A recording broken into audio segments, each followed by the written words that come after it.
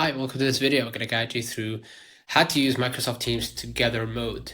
Now, Microsoft Teams Together mode places all meeting participants into a single shared virtual environment, like an auditorium or conference room, rather than displaying them in individual video boxes. It is ideal for increasing engagement in larger group settings. Now, you need a minimum of 4 participants with their cameras turned on, though the effect is most pronounced with 10 or more. Now join your Microsoft Team meeting.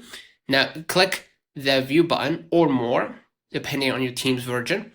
Then select Together Mode from the drop-down menu, right? So basically, that's it, right? Meeting organizers and presenters can change the background environments and arrange who sits where, right? You can click the scene name in the bottom left corner of your screen, pick a new setting, right? Like a classroom or a coffee shop, then click apply. This changes the scene for everyone in Together mode.